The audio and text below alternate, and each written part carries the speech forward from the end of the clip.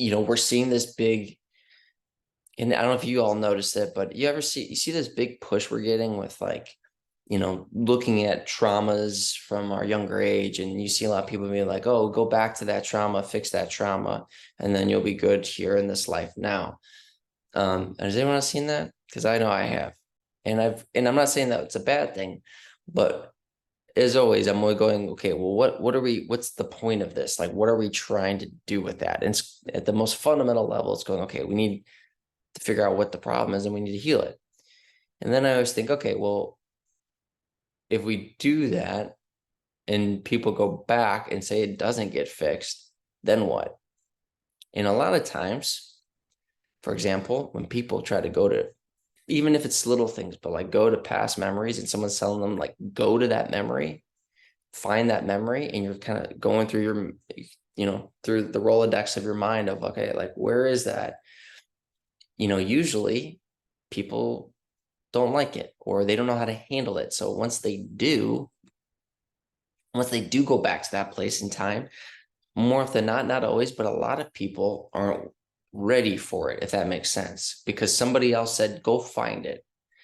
And, I'm not bashing anybody. Some people works great. So just hear me out for a second. But if someone's going, go find something, it's now going, all right, body, I'm going to go search you for a memory. I'm going to go search you for something.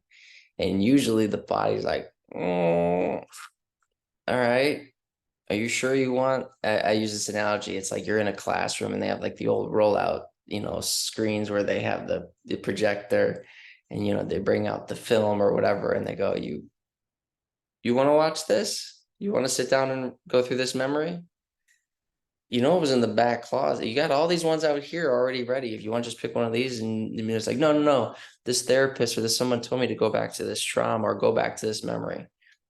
I want to watch it. And the body a lot of times goes, oof, I don't know if we're ready to watch this, man. Are you sure you want to watch this? And people go, yeah, my therapist, or yeah, this person told me to go to that trauma. And a lot of times people watch or go back to these memories and it doesn't necessarily heal because it's going, yeah, the body was trying to tell you, like, I'm not pulling this to the front of your mind right now because I don't think you're ready to handle the situation. So when I work with people and we don't, again, for those who work with me, I don't think I've ever asked any of you, I'm almost certain I've never asked any of you to go to a memory when you were younger or try to pull something. Never do I try to do that because I only want what the body is going to present to us. And when we get presented with a memory or a thought, just like we, in the question here, or the comment rather, of hearing my mom all of a sudden saying this, the body's pulling that memory to the forefront of our attention, right? And it's going, if the body is pulling to the front, this is my philosophy, just my view, then we're ready to listen. We are in a place where we can take that and receive it because it's going, the body perfectly knows, hey, you can handle this now. So when people come to me, and even just these little ones, that's just a funny observation, or hey, it's just something little. My mom or my dad used to do this when I was little. It's going, hey, you're ready. You are in a place right now where your body's going, hey, I want to address this. I want to focus on this. And like even as silly as yeah, oh, my mom says, hey, stop walking pigeon-toed. And oh, mom, it's like, yeah, we can learn to breathe and let some of that go. Because even if it seems minuscule, sometimes people like, actually, that, not saying it was here in this comment, but some people are like, man, I guess that affected me more than I thought.